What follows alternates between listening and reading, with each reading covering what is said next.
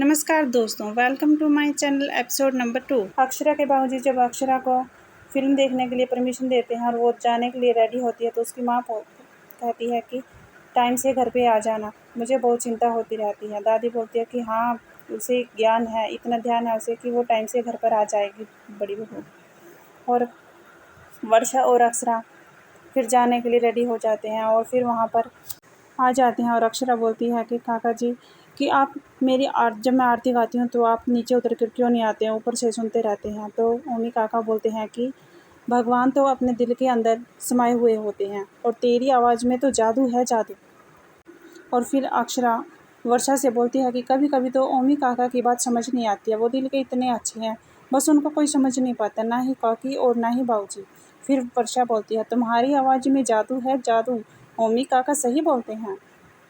और फिर काका और बाबूजी ऑफिस चले जाते हैं और फिर अक्षरा बोलती है कि गाना वाना कहाँ आता है, बस थोड़ा बहुत गुनगुना लेती हूँ। वर्षा बोलती है तू भी बुद्धू है, अगर मेरी ऐसी आवाज़ होती ना तो मैं तो बिल्कुल फेमस हो जाती।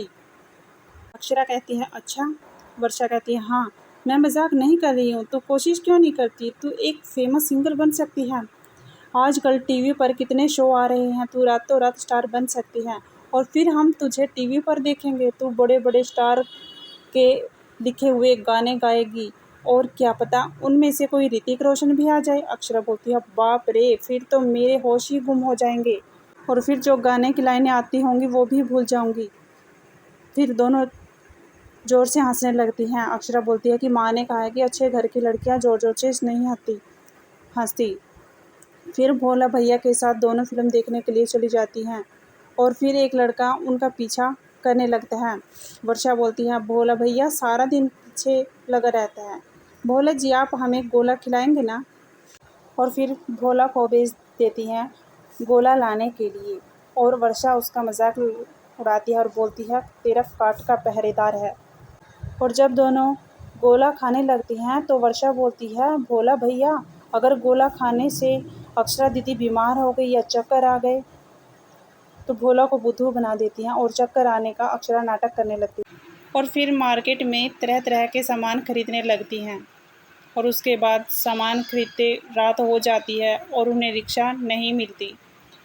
घर पर उसकी माँ बहुत चिंता करती रहती है कि अब तक लड़कियां घर पर नहीं लौटती हैं। वो सोचती हैं कि अक्षरा की माँ बोलती है कि छोटी, अगर अक्षरा के बाबूजी के आने से पहले अक्षरा घर वापस नहीं आई तो बहुत बड़ी मुसीबत आ सकती है। तो छोटी बोलती है कि आप चिंता क्यों करती हैं, आ जाएगी वो, उसे सारे रास्तों का पता है। लेकिन ये तो देख छोटी कितनी देर हो गई है। फिर अक्षरा भी परेशान हो जाती है कि वर्षा देखो हमें कितना लेट हो गया है, दिन का पता ही नहीं चला और माँ भी परेशान हो रही होगी और रात का टाइम हो गया है। वर्षा को रिक्शा मिलना भी बहुत मुश्किल हो गया था, लेकिन एक लड़का आलोक देखता है कि ये मुश्किल में है, इसलिए उनकी मुश्किलों को दूर करने के लिए आलोक उनके लिए रिक्शा लेकर चला आता है। और जैसे ही अक्षरा रिक्शा में बैठने लगती है तो वह गिरने लगती है, तो आलोक उसे संभाल लेता है और उसके पापा वहाँ पर देख लेते हैं। और जब अक्षरा के बाबूजी ऑफिस से वापस आते हैं तो वो गुस्से में होते हैं। जब अक्षरा की माँ उनसे पानी वगैरह कुछ पूछती है और पूछती है कि आप किस चिंता में हैं, और उन्हें डर होता है कि वो अक्षरा के बारे में ना पूछ ले, और अक्षरा के बाबूजी यही पूछती हैं कि अक्षरा कहाँ है। और उसकी माँ बोलती है कि फिल्म देखने के बाद अक्षरा अब तक घर पर नहीं लौटी है। तो वो बोलता है कि लड़की घर से बाहर है और रात के 8 बज चुके हैं।